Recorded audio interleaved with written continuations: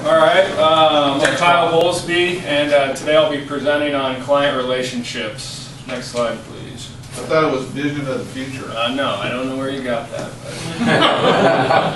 I found a quote in Entrepreneur magazine I thought would work well for this presentation. People like to do business with people who are like them, who demonstrate they care about them beyond making the sale, and who keep them in mind when something new that might be of interest to them arises. We're in a business of customer service, and we need to be more about the personal relationships and the client relationship than just making the sale and making a commission. Next slide, please. In this presentation, I'm going to cover three main topics. The first one will be developing client relationships, improving those relationships, and then how to maintain them, some tips that I do, and tips that I think could be good for you guys in the future. In my research in making this presentation, I found a top 5 client complaint list for commercial real estate, and number 1 is the brokers don't communicate well enough with their clients. Number 2 is they're just in it for the commission, they're in it to make a buck, which ultimately that is the case, but you need to be a little more discreet about it. And 3, they don't get me, they don't get our company.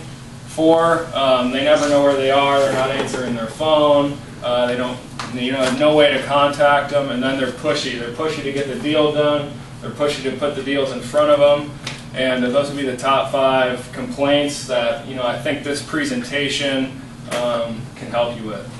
The first one, developing client relationships. I have 5 main points that I'm going to go more into depth, but just to go over them. Get out of your office and into theirs when you first make the initial connection. I think you should get into their office, meet them face to face, shake their hands, and see what they're doing in their place of work. Dress for success. You always need to look your best. Make yourself available at all times to your clients. Go deep into their world. Learn their business, learn what they do. And then lastly, entertain them, show them a good time. Next slide. And so the first topic, out of your office into theirs, once you generate the lead, go there face to face, meet them, see how their office is set up, see how their company is structured, see what makes the decision maker, tick. Never show up empty-handed to your initial introduction. Rusty and I, whenever we went into a presentation or whenever we met with a client, we'd bring a marketing report, we'll bring lease comps, sale comps, or just a clip of news that might be beneficial to them or relate to their business. It's always impressive when you show up with something to give them. It shows that you took the time and researched them. Next topic. Dress for success. You always need to think about it as if you were going to be interviewing them. How would you want them to be presented when they show up? You need to be at minimum, slacks, button down, tie, suit coat is ideal. No jeans. I mean, we're in a professional business. You need to look your best. And just kind of other ones. If you're touring, make sure your car's clean. Fresh haircut, shine shoes. People notice these little things. You don't think they do, but they will definitely notice little aspects of your wardrobe. Make yourself available. You're serving them. They are your client. You need to cater to them. And you need to make meetings and tours that fit their schedule, whether that's on the weekend, after hours, in the mornings. You cater to them and make yourself available to them at all times. Next. How does that, can you give us an example of what you experienced in that? What? Making yourself available? Yeah. Rusty and I, when we first started, the guy could only meet at 6 a.m. We were going to tour a couple larger industrial buildings in the market, and we both got up, came in at 6 a.m., met the guy, toured him for 2 hours so he could get back to LA. That's making yourself available. I feel like a lot of times guys will, their client can only tour on Saturdays, but we don't make ourselves available, even if it's a small requirement. You always need to make yourself available to them because they're your client. Go deep into their world. Before you even go into a meeting, you need to know how long they've been in business, who are their major clients, who do they work with, who's in management positions, and who are the ultimate decision makers. Are they expanding? Is this a growing company? When you go into the meeting, are you going to be showing them more space to expand? Are they downsizing? and what services do they ultimately offer? Is this a manufacturer? Do they provide some service, an accounting firm? You need to really research your client and know what they do, how they operate, who's the ultimate decision maker, and answering all these questions are going to go a long way into relating with them. Next slide.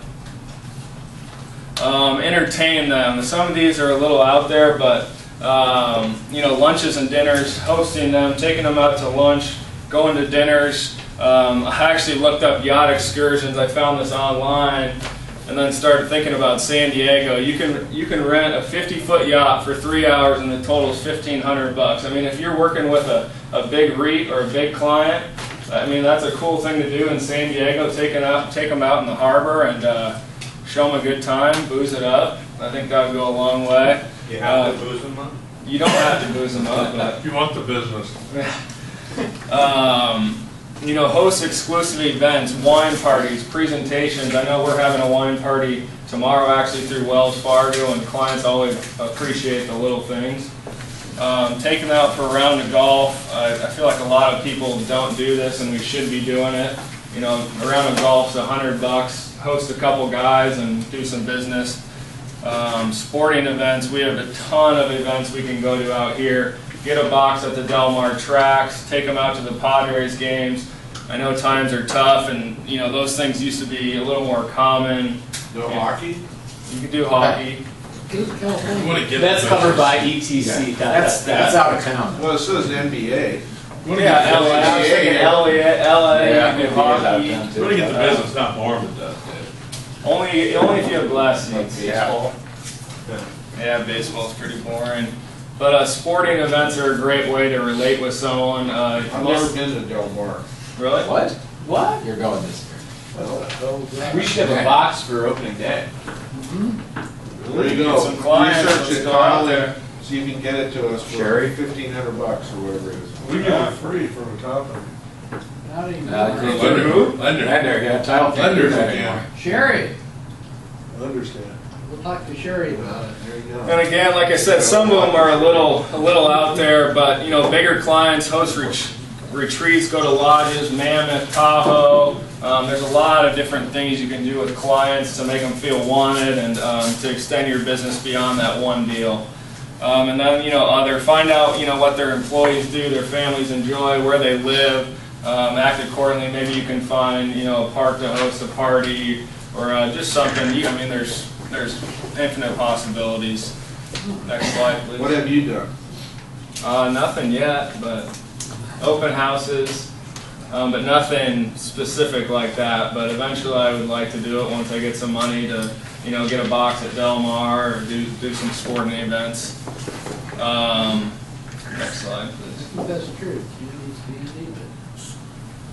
And then this is kind of a question answer. What do you guys do personally that sets yourself apart from your competitors? Do you host guys? Do you do any events like that? What are your advantages? And just want to pick your guys' brain a little bit. Dave, you ever done anything like that? Oh, yeah, all of it. Yeah? Like what? Well, I've spent probably $500,000 on the Anaheim Ducks over the last 15 years, and I've probably made $3 or $4 million out of it. So you'd say they're very beneficial to do and go a long way? Absolutely, totally beneficial. The other is I've sent clients to Hawaii after a big deal. After a big deal, I always host the brokers, both the listing brokers, the landlords, and my clients to a dinner with plenty of wine, and I pay for it. So all of that does develop really good relationships. I also buy wine for my clients at Christmas, and I send it to them in a box, a hand-carved box. I told Mark about it, but he wasn't able to send it to Arizona. And just something that sets you apart from everyone else. Anyone else? A hand-carved box, carved box. You do anything? Anyone? I send, take him to Vegas. yeah, I send like toffee to clients every Christmas. Coffee? Toffee. What's toffee? Toffee, like candy. It's a candy. They don't all drink, so it's kind of. Candy toffee, okay, all the toffee man. I've done a lot of big dinners, Yeah. limos to games. You know what I did? I thought set me apart from our competitor. They said they were going to interview us or another group 2 weeks ago, and we told them to wait a year to sell it, not to sell it. Yeah. We're the underdogs going in, and they want, I mean, to be frank, it's 750 lots, and they want 50 million bucks. There's no way to get it. Appreciate the honesty, I'm sure. So, open in a year, I get it, not do it. Christmas is a real easy one though. I mean, to do You want to send them some coffee? I sent out $50 million for coffee, man. It works. It works every time. I sent out a few things, you know, this Christmas, and like Kyle's saying, I mean, if you get to know them, you can really send that more personalized thing. You know, like I found out one of the guys doesn't drink, so it would have kind of sucked to send him a bottle of wine. You know, wouldn't have been any good. The dude loves bowling and he loves going to movies. So I ended up getting him this pass to this movie theater that he likes. You a volleyball? He already had one. But he was just like, man, that is so awesome. He goes, I love this game. When we came out and toured, he was just like, oh man, I think I've already almost burned through that gift card. I mean, he goes to hundreds of movies a year. Remember when I first started, Patrick has all those weird statues in his office, you know, but there's one guy that makes all of them. The first decent sized deals I did like 7 years ago, I had one made for this guy with his name on it. Yeah. He loves it. It's That's another thing, looking in someone's office for clues on what their interests are. Dave, obviously sports, that's one of the first thing I noticed when I interviewed with you for a topic to discuss. It's a good way to get inside their head a little bit. But what I was going to say is that a couple of the guys I sent stuff to, a couple of them said, hey, you're the only guy that sent me anything. You know, so it's like, you know, right there you're set apart because they're doing, you know, this guy that handles the West Coast, he's dealing with a ton of brokers, you know, on the West Coast. He's like, appreciate the thought, you're the only one that. And it doesn't take much time either. There's 20 minutes out of your day to package something up and send it, so. Yeah, little things you know, count. whatever, 100, 200, whatever you're going to spend on it, you know, goes miles. Alrighty, next slide, please. And then the next kind of major topic is just maintaining those client relationships. Once you make them, you know, how to stay in contact with them constantly. And I'll go into depth to each one of these, but send newsletter, clip items of interest, stay in touch via social networking. Just pick up the phone and give them a call to see how they're doing. And then send them referrals. Next slide, please. And then newsletters, whether it's weekly, monthly, quarterly, or yearly, you should be sending every one of your clients some sort of marketing update to let them know you're thinking about them. You know, tell them about the market, lease comps, update them on your team's status, what you've been seeing in the market. You know, that stuff goes a long way, and they constantly see your name and will remember you. Do you have an example of what you've done? Sure. We haven't actually sent a newsletter, but we were in the process of getting one going. But just having a boilerplate made, so when you want to do it, you can quickly change the numbers. So do you have that boilerplate? No, I don't. But you know, once you do have the So you're telling boilerplate, us to do that, but you don't have one? yes, I think it'd be very beneficial to do. Yes. Yeah, I think I have about several examples over at my desk. One, I used to write the newsletter. Can you for share here. that with Carl? Sure, can. And anybody else that wants to come by, a lot of Lee and Associates. Crockett did a good one for years. What was the title? And it was just a quarterly newsletter we'd send out to From everybody. Friends with Love? Yeah. And somebody would write an article, we'd put it in, we'd get all our Can you share deals. that with everyone? Yeah. You never seen that thing? It was really well I don't done. remember it. No, it was way before, it was back in the olden days. Before Dave Howard. It was Yeah. really good. It was I think quarterly, I think right? Team A Every started quarter, yeah, doing one too. we'd send one out. It was really good. Next slide, please. And then this one I have done. Subscribe to the RSS feeds through like Globe Street, and you can go, you know, as broad or as in depth as you want. Personally, I do product type. I do office, investments, and then industrial, and you can choose it by your market. You can do West Coast.